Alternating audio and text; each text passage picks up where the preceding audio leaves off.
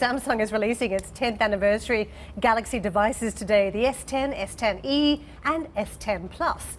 But the launch does not include the 5G version and comes as consumers look ahead to the next generation and folding phones that dominated the Mobile World Congress last week. Well, Elizabeth joins us now in studio.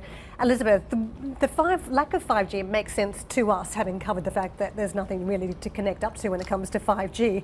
But the consumer, will it impact their psychology and whether they're willing to spend the amount of money on a Samsung phone if it's not 5G ready? The sense for right now is that consumers might want to hold out till next quarter, which is when these 5G phones are going to go on sale. So the lineup that's come out today from Samsung is the Galaxy S10 lineup. This is their flagship set of devices set to compete with Apple's iPhone 10.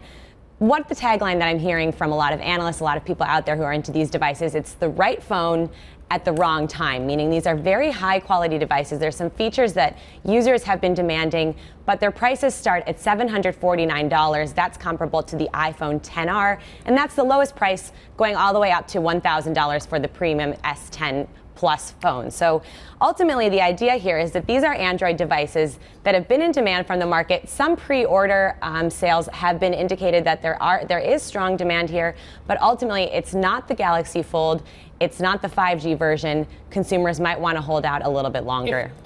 You almost answered my question. If I am a consumer, which I believe I am when I'm not saving my pennies, what is good about this phone?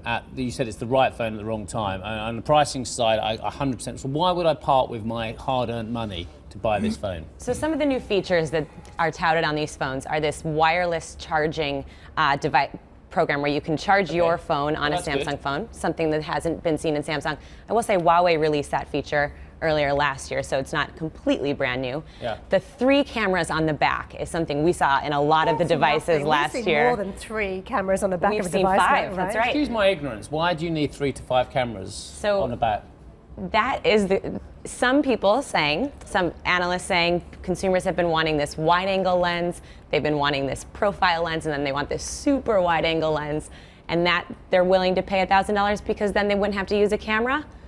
I do not think I would need 3 cameras, but that's something that we're seeing on a lot of these devices. It's all about specifications, right? And it does beg the question now when you look at the Samsung device, whether they are losing the fight to the Asian challengers. We always talk about Apple, but the difference with Apple has always been that ecosystem, except in China. However, if you look at the specifications on the Samsung, I wonder whether they are great enough to conquer the challenge now from the likes of Huawei and some of the other manufacturers. That's the great point. And the problem with the even lower end Samsung Galaxy S10e is that it's still more expensive than a Xiaomi phone, for example. And we saw at MWC, the latest Xiaomi versions include many of these same features. They have the triple camera, they have the touch screen, they will be 5G compatible. So you can see that the market share is being dented mostly by these lower price players versus Apple, which is Samsung's main competitor here.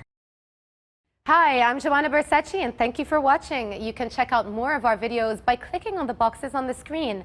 And don't forget to subscribe to our channel for more from CNBC International. Thank you for watching.